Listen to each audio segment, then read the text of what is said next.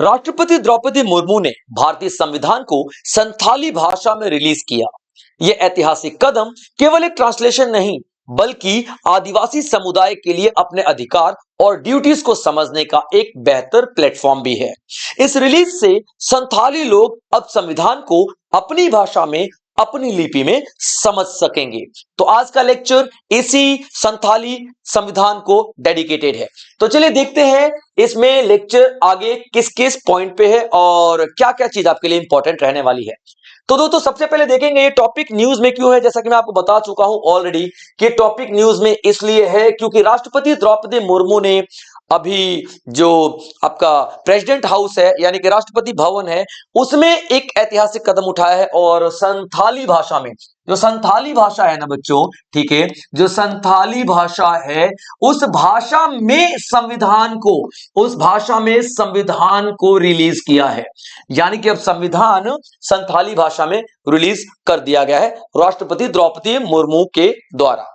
अब देखिए किसी भी लोकल लैंग्वेज में जब हम संविधान को रिलीज करते हैं तो इसके कई सारे फायदे होते हैं। सबसे बड़ी बात यह है कि लोकल लैंग्वेज में खासकर जो ट्राइबल कम्युनिटी की बात करें यानी कि जो आपके आदिवासी क्षेत्र की बात करें, वो लोग ज्यादा पढ़े लिखे नहीं होते हैं और ज्यादा पढ़े लिखे ना होने की वजह से वो संविधान की जटिल भाषा को नहीं समझ सकते हैं। अब संविधान की भाषा जटिल क्यों है? क्योंकि जब हमने संविधान बनाया था तो संविधान के आर्टिकल्स हम लोगों ने अलग अलग देशों से उठाए थे और जैसे फ्रांस से उठाया तो फ्रेंच लैंग्वेज के कुछ शब्द उसमें आ जाएंगे। हमने आयरलैंड से उठाया तो आयरलैंड के कुछ शब्द उसमें आ जाएंगे। तो संविधान की जो भाषा है ना काफी जटिल है। इनफैक्ट वो लोग जिनको इंग्लिश बहुत अच्छी आती है या हिंदी बहुत अच्छी आती है वो लोग भी संविधान को समझने में बहुत कठिनाइयों का सामना करते हैं। लेकिन ये आदिवासी लोग तो समझ ही नहीं सकते ना। तो जब भी हम लोग संविधान को लोकल लैंग्वेज में शिफ्ट करेंगे, लोकल लैंग्वेज में ट्रांसलेट करेंगे, तो ये उन आदिवासियों के लिए, उन लोकल लैंग्वेज वालों के लिए बहुत ही इजी हो जाएगा संविधान को समझना। इससे वो अपने अधिकारों को समझ पाएंगे, अपनी ड्यूटीज को समझ पाएंगे और अपने अधिकारों को समझते हुए वो बेहतर कदम उठा सकते हैं अपने जीवन के लिए। तो ये सोचते हुए संथाली लैंग्वेज में पहला ऐसा ट्रांसलेशन किया गया है। अब क्यों किया गया है, पर्पस क्या है? Empowerment through knowledge. अभी देखिए जब लोगों को नॉलेज मिलेगी, जब लोगों को ज्ञान मिलेगा और ज्ञान क्यों मिलेगा? क्योंकि लोकल लैंग्वेज में है ना, ठीक है, लोकल भाषा में है। जब लोकल भाषा में ट्रांसलेशन हो जाएगा तो लोगों को क्या मिलेगा? ज्ञान मिलेगा तो लोग बेहतर कदम उठा पाएंगे। और डेफिनेटली ज्ञान तो सभी को चाहिए, नॉलेज तो सभी को चाहिए। हमारे अधिकार क्या है हमको यही नहीं पता, और क्यों नहीं पता? हम संविधान पढ़ नहीं पा रहे थे, लेकिन अब संविधान को पढ़ा जाएगा। दूसरा, हम अपनी भाषा को प्रमोट करना चाहते हैं। आप लोग आज की डेट में देखोगे कि बहुत सारे ऐसे आदिवासी भाषाएं हैं या बहुत सारे ऐसे लोकल बोलियां हैं जिनको लोग भूलते चले जा रहे हैं। क्यों? इंग्लिश आती जा रही है और हमारी लोकल भाषाएं भूलते जा रहे हैं। ठीक है, पहले हम लोग बोलते थे माफ कीजिएगा, आजकल बोलते हैं सॉरी। ठीक है, पहले हम लोग बोलते आपका बहुत बहुत शुक्रिया, आजकल बोलते हैं थैंक्स, है ना। ये चीजें बहुत ज्यादा मतलब आती जा रही हैं वेस्टर्न कल्चर, और जो हमारी भाषाएं हैं विलुप्त होती जा रही हैं। इसीलिए हमने कोशिश किया है कि हम जितना हो सकता है लैंग्वेज को प्रमोट करेंगे, और लैंग्वेज को प्रमोट करने के लिए ही ये कदम उठाया गया है कि अब संविधान संथाली भाषा में है तो संथाली को कितना ज्यादा प्रमोशन मिला है ना। और इसके पहले भी प्रमोशन मिलते रहे हैं, ऐसी भाषा बात नहीं है। हमारे संविधान में 22 भाषाओं को जगह दी गई है और इसीलिए जगह दिया गया है ताकि उन भाषाओं को प्रिजर्व करके रखा जा सके। Clear point. और एजुकेशनल सपोर्ट भी मिलेगा, यानी कि जो टीचर्स हैं वो संथाली भाषा में संविधान को बच्चों को समझा सकते हैं, है ना। स्टूडेंट्स हैं संथाली भाषा में समझ सकते हैं।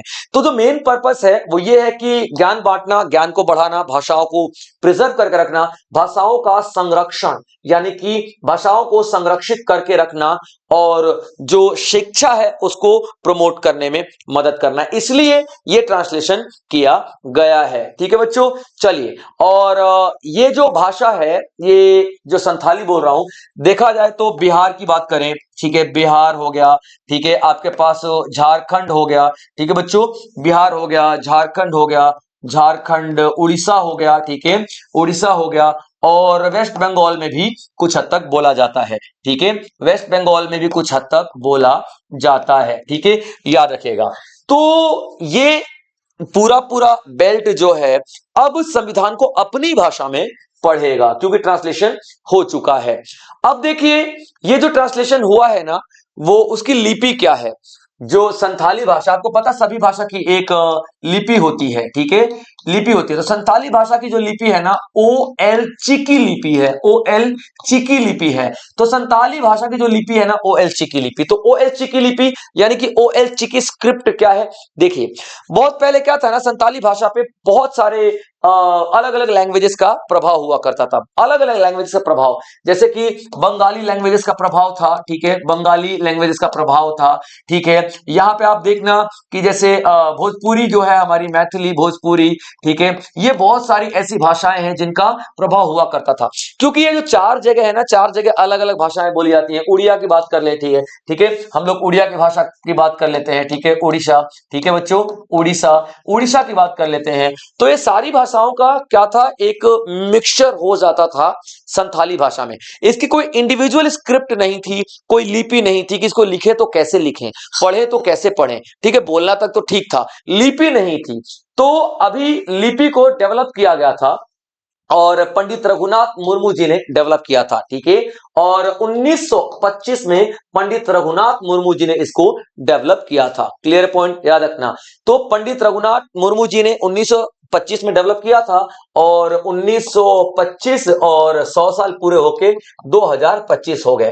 तो 2025 संथाली लैंग्वेज के हो भी रहे हैं, 2025 कह रहे हैं, 100 साल संथाली लैंग्वेज के हो भी रहे हैं। तो इसी उपलक्ष्य में संथाली भाषा में कन्वर्ट किया गया है हमारे संविधान को। क्लियर है पॉइंट बच्चों। अब देखना जो स्ट्रक्चर है ना, अल्फाबेट है ना, ठीक है, वो कुछ इस तरीके से है, जैसे क्यू, ला पी, जो भी ओ का एट एट, मतलब इस तरीके से ये आप देख लो किस तरीके से यहाँ पे दिया गया है, ठीक है। ये सारी की सारी चीजें आप लोगों को समझ में आएंगी, ठीक है बच्चों। ये कुछ वेबसाइट्स हैं, ये मैं आप लोगों को मिटा देता हूं, ठीक है, याद रखेगा। चलिए तो आप देखेंगे क्लियर पॉइंट यहाँ पे। तो जो स्टाइल है, ठीक है, छपा हुआ है और प्रिंटेड है, ठीक है, आप देखना जो कर्सिव वर्सिव इस तरीके का पूरा स्क्रिप्ट दिखाई दे रहा है। मुझे खुद भी नहीं समझ में आ रहा है ये क्या है, इसका मतलब क्या है, इसका मतलब क्या है, लेकिन स्क्रिप्ट है, इतना समझ में आ रहा है।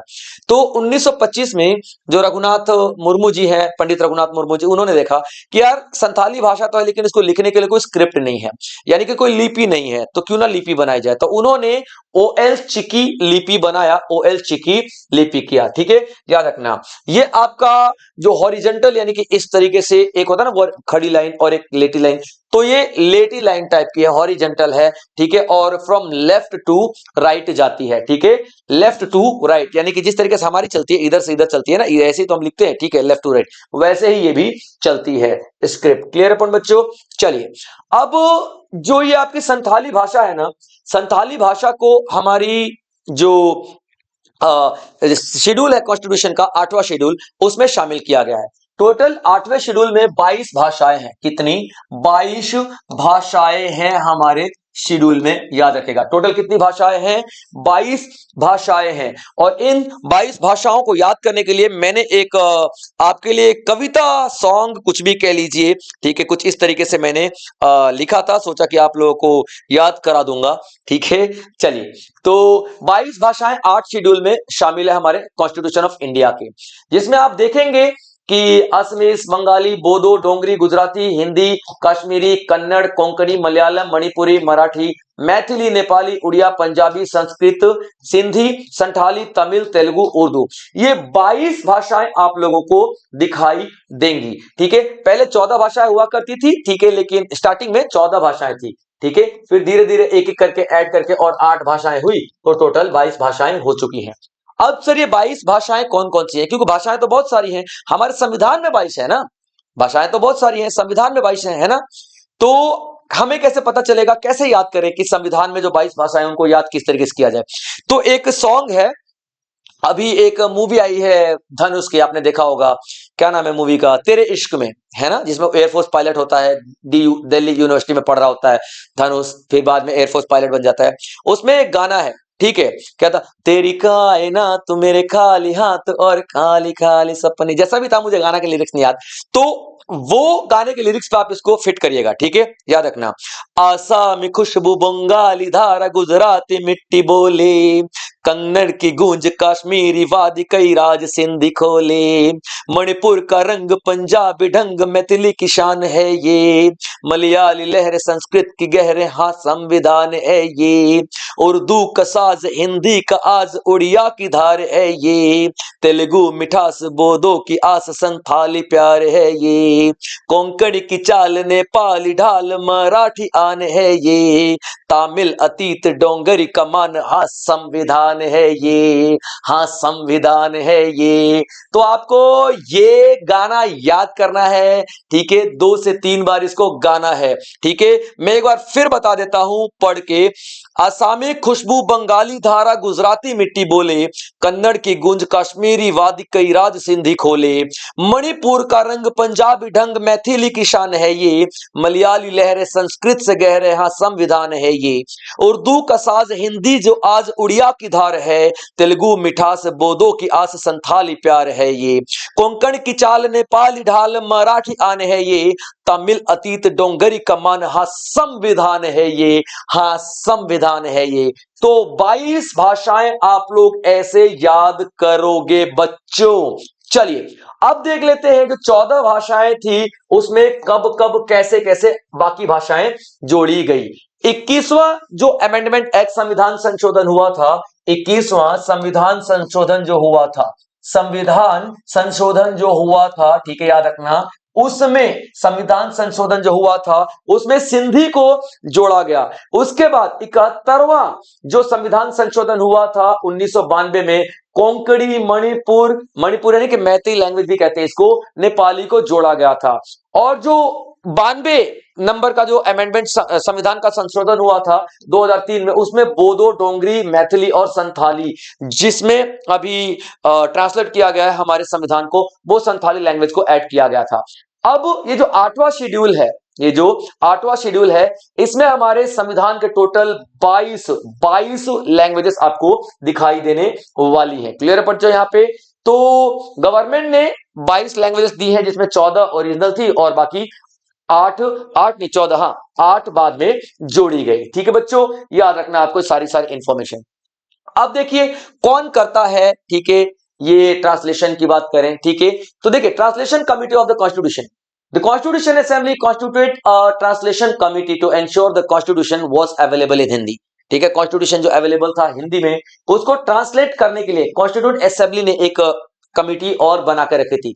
The committee was chaired by, ठीक है, घनश्याम दास गुप्ता। घनश्याम दास गुप्ता जी उस टाइम पे चेयरमैन थे, ठीक है, इसके, और 41 मेंबर्स थे जो कि रिप्रेजेंट कर रहे थे लिंग्विस्टिक एंड एडमिनिस्ट्रेटिव एक्सपर्टीज। यानी ये जो 41 लोग थे, 41 सदस्य थे इस कमिटी के, ठीक है, इस कमिटी के, और इस कमिटी का काम क्या था, संविधान को क्या करना, संविधान को क्या करना, ट्रांसलेट करना दूसरी भाषा में, ठीक है, ट्रांसलेट करना दूसरी भाषा में, याद रखना। और कौन थे, घनश्याम दास गुप्ता, कौन थे, घनश्याम दास गुप्ता जी थे, घनश्याम दास गुप्ता जी थे ट्रांसलेट कर मतलब इस कमिटी के हेड। और जो 41 सदस्य थे ना, ये अलग अलग एक्सपर्ट हुआ करते थे, अलग अलग भाषाओं के एक्सपर्ट, ज्ञानी थे, मतलब बहुत ही जो मतलब पूरा सही गलत देख करके फैसला करेंगे कि हाँ भी कन्वर्ट करना चाहिए कि नहीं करना चाहिए। ठीक है बच्चों, चलिए अब देख लेते हैं यहाँ पे एक अक्सर वो आती है, एक कंफ्यूजन आ जाती है बच्चों को कि भाई ऑफिशियल लैंग्वेज यानी आधिकारिक भाषा, ऑफिशियल लैंग्वेज यानी कि आधिकारिक भाषा जो है, ठीक है, आधिकारिक भाषा जो है, और नेशनल लैंग्वेज यानी कि राष्ट्रीय भाषा जो है, ठीक है, यानी कि राष्ट्रीय भाषा जो है, ये क्या है, ठीक है, ये क्या है, इनमें अंतर क्या है। देखिए बच्चों, जो हमारी आधिकारिक भाषा होती है ना, जिसको हम ऑफिशियल लैंग्वेज कहते हैं, ठीक है, यहाँ पे हिंदी और इंग्लिश दो ही आपके आधिकारिक भाषाएं हैं, हिंदी और इंग्लिश दो ही आधिकारिक भाषाएं हैं। और राष्ट्रीय भाषा की बात करें, ठीक है, कोई नहीं, ठीक है, कोई आपकी राष्ट्रीय भाषा नहीं है, राष्ट्रीय भाषा एक भी नहीं है आपकी। राष्ट्रीय भाषा आपके उस क्षेत्र की पहचान के लिए बनाई जाती है, उस क्षेत्र की पहचान के लिए बनाई जाती है, ठीक है। अगर कोई बोले हिंदी हमारी राष्ट्रभाषा है, नहीं है हिंदी हमारी राष्ट्रभाषा भाई, हिंदी हमारी ऑफिशियल लैंग्वेज है, आधिकारिक भाषा है, ठीक है। और आधिकारिक भाषा का मतलब क्या होता है कि सरकार के जितने भी ऑफिस में काम होंगे, बैंक में वगैरह, सरकारी बैंक है, सरकारी संस्थाएं हैं, सरकार का जितने भी ऑर्डर हैं, कोर्ट कचहरी के सारे काम किस में होंगे, इन भाषाओं में होंगे, हिंदी और इंग्लिश में। और हमारे संविधान का आर्टिकल 343, ठीक है, कौन सा, 343 यानी कि 343 आर्टिकल बताता है कि हिंदी और इंग्लिश यही दो हमारे ऑफिशियल यानी कि आधिकारिक भाषाएं होंगी, याद रखेगा, ठीक है। और ये आपकी जो नेशनल भाषा है, कोई भी नेशनल भाषा नहीं है। India has not declared any language as national language. कोई भी भाषा हमारी राष्ट्रीय भाषा नहीं है, याद रखना, ठीक है।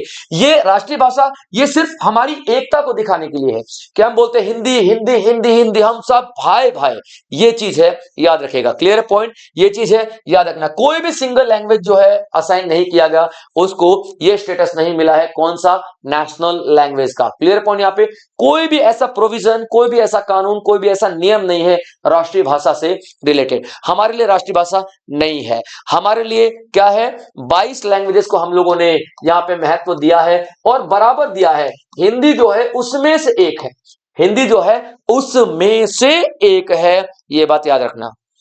Hindi is one of them, इसीलिए 22 में से हिंदी है, क्लियर पॉइंट यहां पे, याद रखना। तो अभी जब भी बात करें आधिकारिक भाषा की तो हिंदी और इंग्लिश है। अच्छा, इंग्लिश, हिंदी जो भाषा होगी उन राज्यों में इस्तेमाल होगी जो कि हिंदी स्पीकिंग होंगी। यहाँ पे जो 22 भाषाएं दे रखी है ना, तो जिन जिन राज्यों में हिंदी है वहां पे हिंदी इस्तेमाल होगी। और इंग्लिश नॉन हिंदी स्पीकिंग, जैसे साउथ साइड में चले जाओ इंग्लिश ज्यादा चलती है, मलयालम, तेलुगु, ये कन्नड़ वगैरह जो है, ये भाषाएं जहां पे अप्लाई होती हैं वहां पे इंग्लिश में ऑफिशियल काम होगा, आधिकारिक काम होगा, ऑफिस में काम होगा, क्लियर बच्चे यहाँ पे। तो ये एक बेसिक डिफरेंस था आधिकारिक भाषा का और राष्ट्रभाषा का, जो मुझे आपको बताना था, ठीक है। तो आज के लिए इतना ही बच्चों, मिलेंगे फिर से किसी और सेशन में जहां हम बात करेंगे इसी तरीके के हॉट और ट्रेंडिंग टॉपिक के बारे में। चलिए, आप लोग ध्यान रखेंगे, मिलेंगे अगले लेक्चर में, तब तक जय हिंद।